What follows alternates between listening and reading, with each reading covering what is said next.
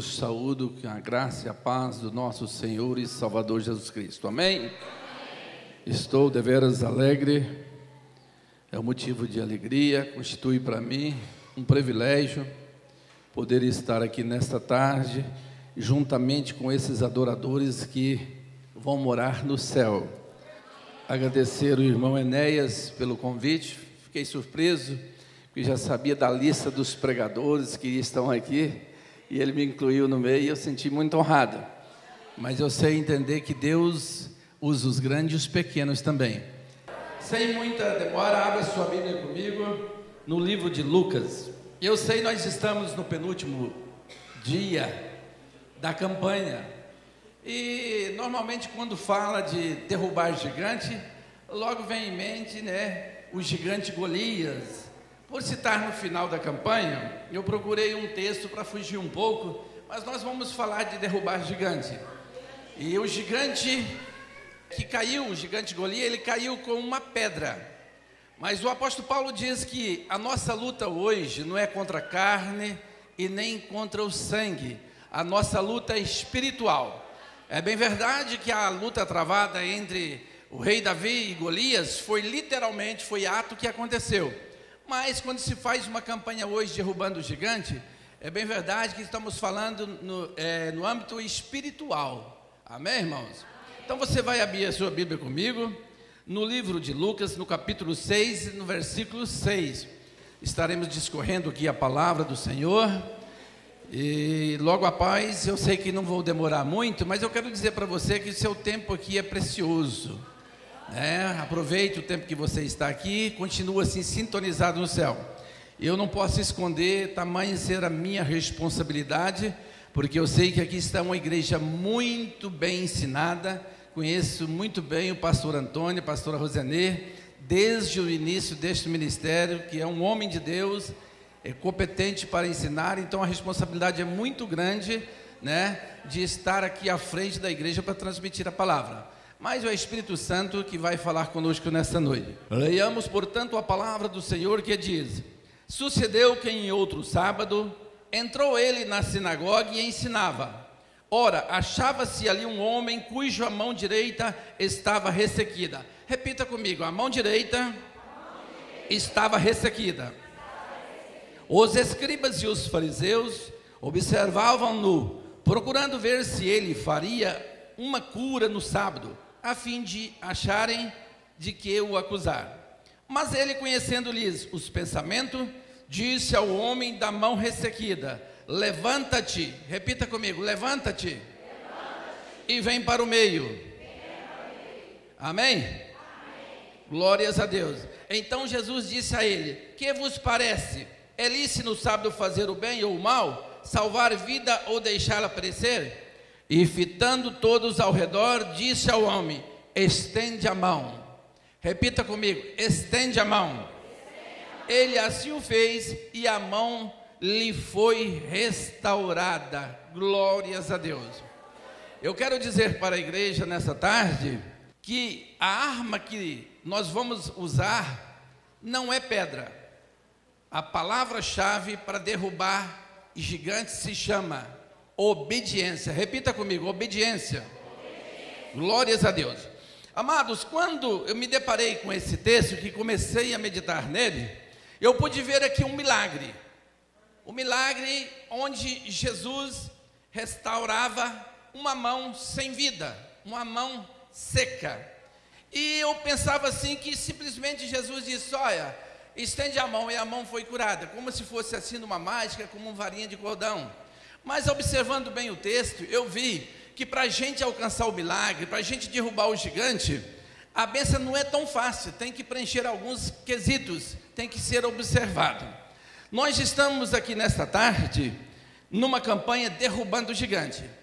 Nós, até tem um ditado popular que diz que todos os dias nós temos que matar um leão, e de preferência mata a fêmea, para não aumentar, irmão? Senão vai aumentando. E há muitos gigantes na nossa vida. Nessa tarde eu te pergunto: qual o gigante que está te afrontando? Nós estamos aqui, com certeza todos nós enfrentamos problemas, enfrentamos dificuldade, cada dia um tipo de gigante. Davi enfrentou um homem que os afrontava, o exército do Deus vivo. Foi um tipo de afronta, foi um tipo de gigante, um homem valente, provocando. Eu quero dizer nessa tarde que hoje, na atual conjuntura que vivemos, o pior gigante na nossa vida chama doença, enfermidade. Quando a pessoa está indo muito bem, tem emprego, né, tem saúde, tem dinheiro, mas quando fica doente, é um gigante muito grande. E se tratar de uma doença que talvez só Jesus pode curar, quando se fala de um câncer, é um gigante muito grande. São as pessoas que enfrentam esse tipo de gigante, que passam por essa história, sabe o quanto é difícil esse gigante, de vencer esse gigante. Quando você sabe da notícia, você já fica abatido, assim como estava o exército de Israel quando viu o gigante, já ficaram amedrontados. Só o medo quase mata. E nessa tarde nós vamos ver aqui que esse homem que tinha uma mão ressequida era um gigante sobre a vida dele. Esse problema de saúde era um gigante, porque aquela mão direita, a Bíblia faz questão de mencionar que era a mão direita. A mão direita é aquela que Deus diz na sua palavra: eis que eu te tomo pela mão direita. Não tinha como. A mão direita é a mão da saudação, é a mão da comunhão. A mão direita é a mão que Deus pede para levantar, para adorar Ele. Mas ele tinha uma mão sem vida. E logo eu digo que a dificuldade desse milagre era tanto, porque o primeiro passo que nós vemos aqui foi Jesus dizer para aquele homem: levanta-te. Jesus estava presente naquela reunião, que aquele homem que tinha um gigante que o afrontava estava presente. Quantos crê que hoje Jesus está no nosso meio? Diga glória a Deus. Glória a Deus. E cada um tem o seu gigante, e eu creio que esse gigante vai cair por terra. Nós vamos observar os passos da vitória daquele homem. O primeiro passo foi ele levantar. O segundo passo foi ele vir para o meio. E o terceiro e último passo foi ele estender a mão. Foram 3 passos. Então, nesta tarde, vamos falar de 3 passos para derrubar um gigante. 3 passos para uma grande vitória. Quando Jesus diz: levanta-te, levantar significa sair do comodismo. Levantar significa tomar uma decisão. Levantar significa tomar uma atitude. Quem sabe aquilo que o filho pródigo fez quando se distanciou da casa dos pais, pegando os seus bens, e foi por uma terra longínqua, e ali ele destruiu todos os seus bens, e se viu numa situação difícil, quando ele relembrou que na casa do pai os empregados estavam vivendo numa situação melhor do que a dele. E ele disse, fazendo uma análise: levantar-me-ei, irei ter com meu pai. Olha só que gigante que era esse. Ele voltar atrás, a renúncia, reconhecer o erro, reconhecer o pecado, é outro gigante difícil para nós vencer. Era bom que a gente nem errasse, nem pecasse, porque pedir perdão, voltar atrás é coisa difícil, é um gigante muito grande. E aquele jovem, ele sabia o pai que tinha, mas sabia muito bem também o irmão que ele tinha deixado. Logo nós vemos hoje, trazendo para dentro da igreja, quando um irmão peca, quando um irmão erra, ele sabe que se ele retornar à casa de Deus, o pastor, que representa ali o pai daquele jovem, ele recebe, ele abraça, ele perdoa. Mas nós sabemos que os irmãos só ficam apontando o dedo, né? Só fica falando mal, não quer perdoar. Fala: aí, olha só, eu que estou aqui a todo dia não ganhei esse abraço do pastor, eu que estou aqui todo dia ajudando o pastor, limpando o banco, nas orações, agora aquele lá, ó, que pecou, o pastor está abraçando. Aquele jovem sabia que ia acontecer isso com ele, porque ele conhecia o irmão que o tinha, mas ele tomou uma atitude, ele levantou, ele saiu do comodismo para que ele pudesse ter uma vitória. Então levantar é coisa difícil, literalmente e espiritualmente. Talvez você hoje, para vir para essa reunião, você teve que tomar uma atitude, deixar quem sabe o seu sofá confortado. talvez um dia de folga, um momento de lazer, mas você toma uma atitude e disse: eu vou receber a minha vitória. Quantos veio receber a vitória? Então você já deu o primeiro passo, você já levantou. Então o segundo passo foi Jesus dizendo para ele: vem para o meio. Irmão, vir para o meio, no meio de um povo hipócrita, aqueles escribas, aqueles fariseus, não era coisa muito fácil, porque aquele homem, ele tinha uma deficiência, ele poderia ser até apedrejado. O sinal, a doença que ele tinha na mão, o excluía, dizia que ele estava em pecado. Mas quando Jesus disse para ele: levanta e vem para o meio, ele obedeceu. Como eu disse, nesta tarde eu quero falar de obediência. Aquele jovem seguiu à risca a palavra de Jesus. Ele fez tudo quanto Jesus disse que era para ele fazer. Ele levantou, ele veio para o meio. Vir para o meio significa você estar em comunhão com a igreja, significa você saber relacionar com os irmãos, significa você estar no centro da vontade de Deus. Jesus sempre esteve no meio. Nos momentos mais difíceis de Jesus, ele estava no meio. Quando ele estava pregado na cruz, sendo crucificado, ele não perdeu a oportunidade, ele pregou a palavra. No entanto, um daqueles malfeitores se converteu.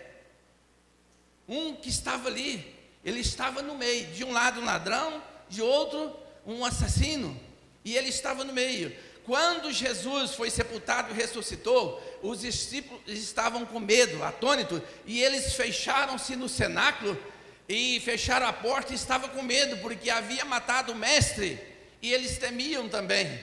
E Jesus, no seu corpo glorioso, ressurreto, transportou a parede e se pôs aonde? No meio deles, aleluia.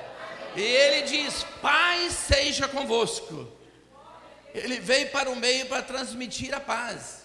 Deixa eu dizer para você aí, a cidade está amedrontada, o povo está desesperado com tanto assalto, com tanto assassinato e tudo, mas eu quero dizer, essa paz que você está sentindo aqui neste momento, não vem de outro lugar a não ser de Jesus.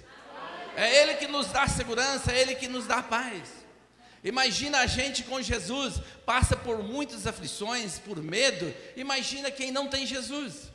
Mas Jesus se pôs no meio e diz: paz seja convosco. A igreja precisa de estar reunido. Talvez a pessoa, ele levanta, né, ele toma uma atitude, ele até vem para o meio, mas não recebeu a bênção, porque às vezes não sabe viver em comunhão. Hoje nós estamos à véspera de uma comemoração da Igreja Católica. Amanhã comemora a Igreja Católica dia de São João. Vocês podem ver, se vocês andar por aí à noite, vocês vão ver fogueira, para que tenha um fogo permanente e eles possam estar em volta. E essa fogueira, ela é feita de lenha. Se não tiver lenha, não vai dar fogo. É a união de madeira junto é que faz com que mantenha o fogo unido. A Bíblia diz que o cordão de 2 dobras é mais difícil de se quebrar. Analisa só como que é, usando essa alegoria aí. A fogueira, ela começa a queimar, e aí então tem as brasas. As brasas continuam vivas porque estão uma nos meios das outras. Mas se uma brasa sai do meio da fogueira, o que acontece com ela? Ela apaga. Ela apaga. E além do mais, ela perde o respeito, que uma brasa acesa, todos têm medo de se queimar. Mas quando ela apaga, ela vira um carvão que as pessoas pisam, passa por cima, não dá a maior importância. Assim é o cristão que levanta, né, mas que não quer ficar no meio, que sai. Um cristão fora da igreja, fora da comunhão da igreja, é chamado de ex-crente.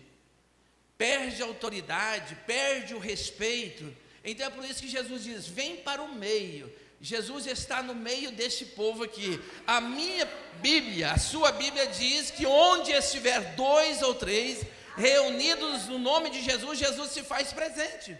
Se você crer um pouquinho nessa palavra de Deus, você sabe que Jesus está aqui nessa tarde. E Ele está aqui como Ele estava naquele dia. Jesus está aqui. olhando para você como ele estava olhando aquele jovem naquele dia. Jesus está vendo o seu problema, Jesus está vendo o gigante que te afronta. Glórias a Deus. Então o primeiro passo para uma grande vitória é levantar. O segundo passo é vir para o meio. Hoje, na modernidade de hoje, as pessoas falam: não, eu aceitei Jesus, mas eu não preciso de frequentar uma igreja. Hoje eu tomo ceia pela televisão, eu assisto os grandes pregadores pela televisão. Errado. Nós temos que aprender a viver em comunhão uns com os outros. Ser cristão significa entender uns aos outros.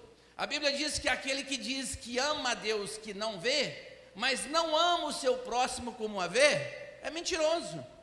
Ser cristão é saber, você entender que a pessoa pisou no seu pé, que te humilhou, e você perdoa. O gigante vai cair da sua vida, vai sair da tua frente quando você começar a obedecer tudo que Jesus ensinar. O terceiro passo para uma grande vitória, para derrubar o gigante. Aquele moço levantou, veio para o meio, e Jesus disse para ele: estende a mão.